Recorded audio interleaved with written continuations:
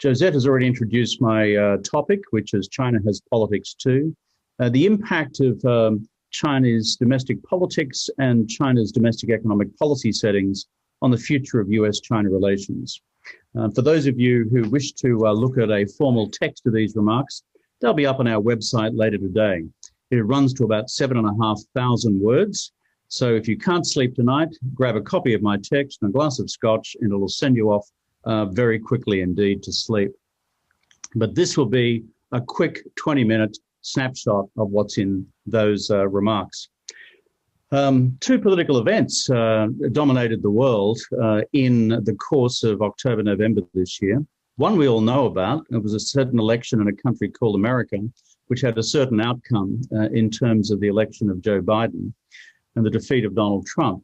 But the second is largely unknown to the international community. Just 5 days before the US presidential election, we had the conclusion of the fifth plenum of the 19th Central Committee of the Chinese Communist Party, which laid out China's political and economic blueprint, not just for the next 5 years, but for the next 15. So my overall argument today is that we need to understand much more about the domestic political and economic settings of the Chinese leadership if we are to make sense of China's grand strategy towards the US and the rest of the world, and in turn inform what strategic directions may be undertaken by the incoming Biden administration. A few remarks about 2020 itself from China's perspective, the year that was, our own collective global annus horribilis. Xi Jinping began the year in some difficulty. When the virus broke out, there were question marks raised in Beijing about why their own system of domestic virus and pandemic control had failed, given that that was set up after the SARS crisis to prevent a repeat of SARS from ever happening again. Secondly, domestic economic growth was already faltering through a curious mix of domestic economic policy settings which had not advantaged the Chinese private sector, and then further compounded by what some in China described as Xi Jinping's overreach with the United States, resulting in the US-China trade war and resulting in the punitive actions by the US administration, in turn impacting on China's economic growth. So it's not an exaggeration to say that by mid-year, Xi Jinping was under some political pressure domestically. But if a week is a long time in politics, let me tell you, my friends, a year is an eternity. Because by the end of 2020, Xi Jinping, in fact, as reflected in the communique of the fifth plenum of the 19th Central Committee at the end of October, early November, had recovered his political position comprehensively. The virus is under control within Beijing itself and within China more broadly, some outbreaks here and there, but response mechanisms in place. Economic growth is recovering. IMF projects between 1.5 and 2%. This calendar year, compare that with the rest of the world. And thirdly, the US-China trade war in a continuing position of stalemate, but all against a background that within China itself, when they apply the lens of China's response to the virus, both in public health and economic terms and political terms, versus the American management of the virus domestically and many other Western countries, it has further consolidated Xi's hold on the Chinese leadership. And so, therefore, when we look at the fifth plenum of the 19th Central Committee, we see a Xi Jinping whose position has been further politically consolidated, that the Chinese economy post-virus is likely to, in fact, accelerate its timetable for becoming a bigger economy measured in GDP at market exchange rate terms in the United States, which is likely to occur sometime in the 2020s, and Taiwan now seems somewhat more in reach. Therefore, the competition with the United States is on in earnest. The Biden administration has been elected. The 2020s looms as a make or break decade for both countries in their strategic competition with each other. This will be very much the decade, in my judgment, of living dangerously, depending on the strategic policy frameworks and policies adopted in Beijing and Washington. A word now about Chinese politics in some greater detail in 2020. The fifth plenum, technically it's an economic document. It's about the party's recommendations for the content of the next 5-year plan. in the period 2021 to early 2026. But this plenum was primarily about politics. And that's the way in which it's read in China as a preparatory document for the seminal event, which will be the 20th Party Congress to be held in just 2 years' time, which will determine whether we have Xi Jinping effectively as leader for life. If you look at the plenum document through a political lens, a number of things emerge. Number one, the new language surrounding the description of Xi Jinping himself. He's now described in the official language as China's core navigator and helmsman. The last time we had a helmsman in China was with Mao Zedong, who was referred to as the Da Duoshou, the great helmsman. It's not accidental that the term helmsman has come back into use. Number two, most importantly, it is normally this plenum at this point of the Chinese political cycle, that is in the second term of a Chinese leader's incumbency, that a successor is appointed, nominated, or at least indicated. That's what happened with Xi Jinping back in 2010 at the comparable plenum then of the 17th Party Committee. No successor has been indicated or nominated by this plenum. Xi Jinping intends to be sticking around. Thirdly, we have also a continuing purge of Xi Jinping's political opponents. And in case anyone was having any ideas about Xi Jinping's standing earlier this year, Xi Jinping reminded everybody who was on top when even Wang Qishan's former chief of staff, Dong Hong, who'd been with Wang Qishan for some 20 years, was himself arrested. This was to send a warning shot across the bows of everybody in the central leadership, friend, foe, and neutral alike, that Xi Jinping is watching carefully. Four, in June of 2020, the party launched a new party education and rectification campaign. And the head of the Chinese Political and Legal Affairs Commission, Chen Yixin, has said that this is about, quote, pointing the blade inwards to completely remove cancerous tumors, to remove evil members from the group, and to ensure the political and legal team are absolutely loyal. I repeat the word loyal, unquote. Party rectification campaign will be conducted in full, directed at the political and legal apparatus of the party's centre and the provinces throughout the year 2021. Coincidentally, the year leading up to the 20th Party Congress in 2022, which will determine whether Xi Jinping is appointed as leader for life. I think a few other points to mention also on the way through in terms of power consolidation. Xi Jinping over many years now has replaced and been replacing the leadership of the People's Liberation Army, both centrally and regionally. He's brought the People's Armed Police, that is China's paramilitary operation, under party control and no longer state control. He's been in the business of securing promotions to the Central Committee, including at this most recent plenum, of his friends, partners and allies across the country.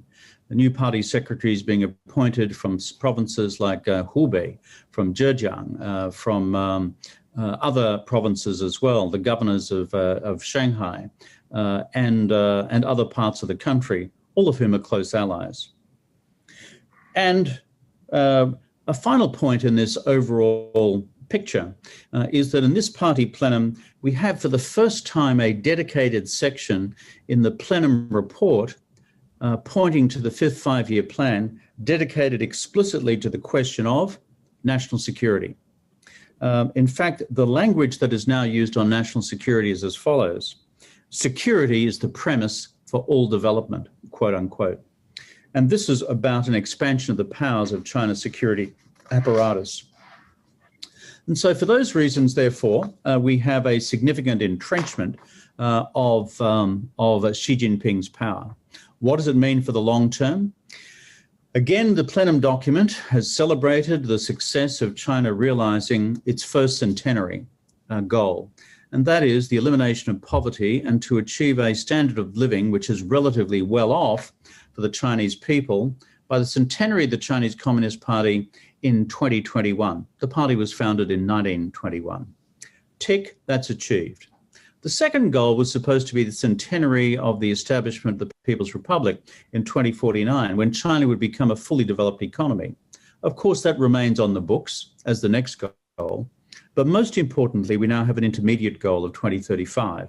15 years from now, where now in this plenum document, we're going to have modernization, the Chinese economy achieved across industry, agriculture, urbanization, and data, where per capita income will, quote, be comparable to that of moderately developed economies, and where China will be in the forefront of global innovation. Why is this important? The 2035 goal is the period of time which Xi Jinping himself is planning to be in office, from now until 2035. That's another 3 terms. Interestingly, Xi Jinping will be a sprightly 82 at that point. That's the age at which Mao Zedong went off to meet Marx back in 1976. Interestingly, it'll be Joe Biden's age at the end of his first term in office. So Xi Jinping would see himself in relative global terms and historical terms as a mere spring chicken.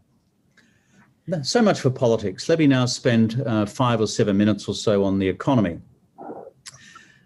Chinese economic recovery in 2020, important, not just in Beijing, but across the world. And at one level, China's recovery figures are impressive. The numbers, the IMF's most recent projections, is that growth in 2020 calendar year will be somewhere between 1.5 and 2%. Given that China is generating positive growth as opposed to negative growth in most of the rest of the world, both developed and developing economies, this is a significant achievement. If you do a drill down, however, most of the economic recovery is still being driven by state investment. It is not yet being driven by full comprehensive private sector recovery.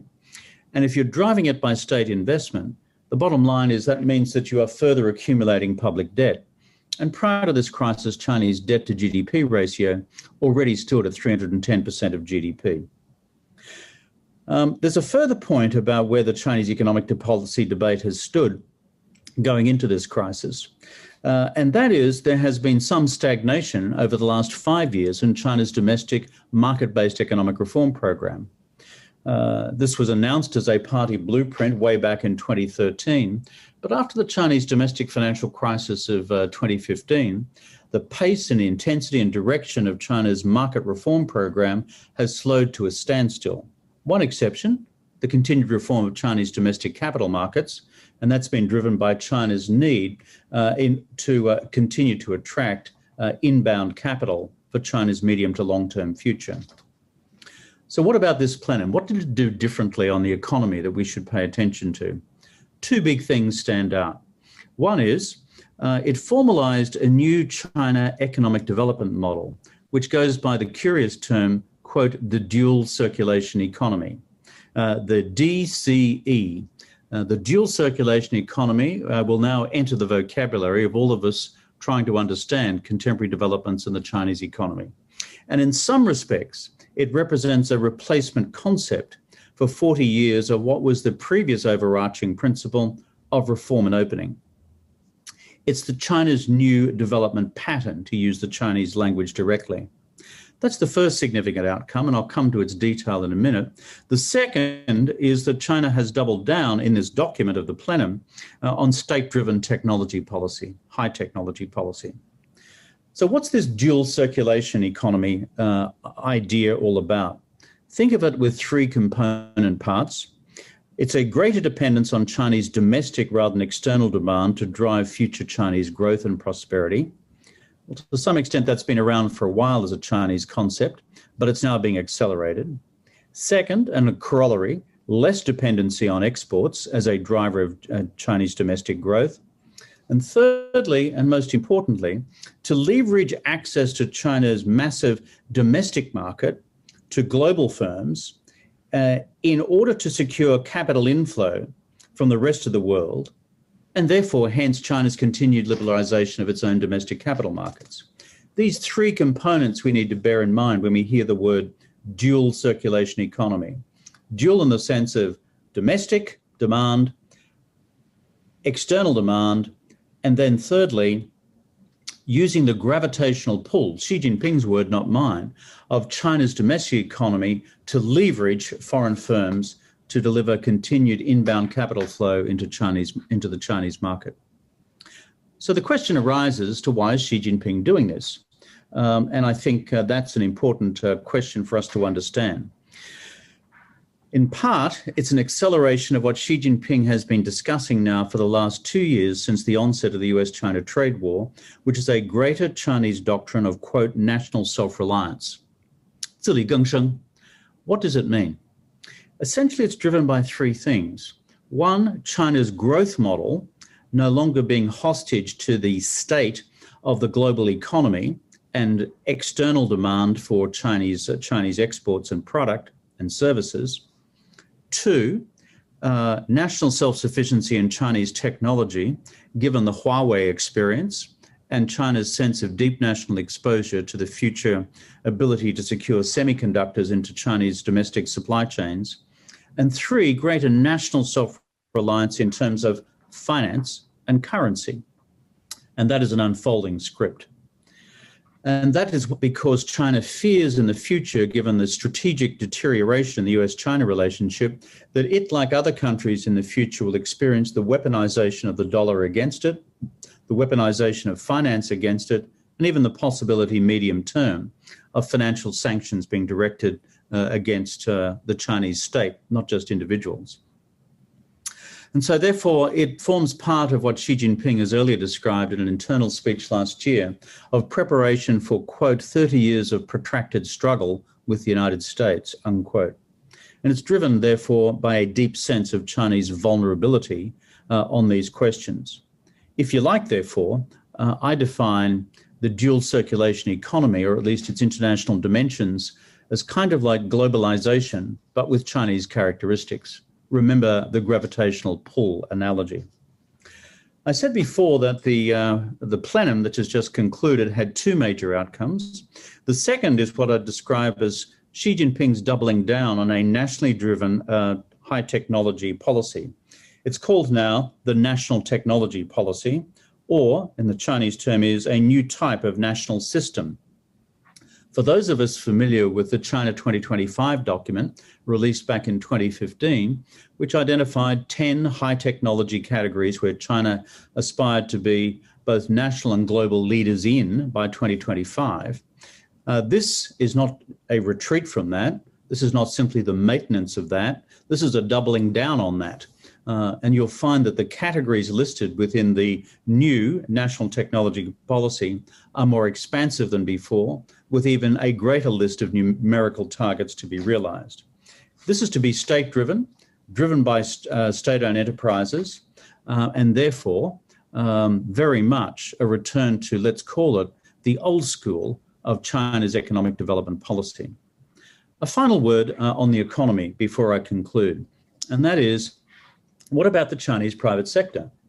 As Liu He and others have reminded us in the past, the Chinese private sector generates 60% of Chinese GDP. It generates the bulk of Chinese taxation receipts.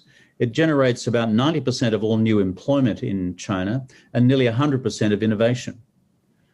So what is the health of the Chinese private sector coming out of all this? I've spoken previously about challenges on this question, namely, under Xi Jinping, a greater role for Communist Party secretaries in the operations of private firms.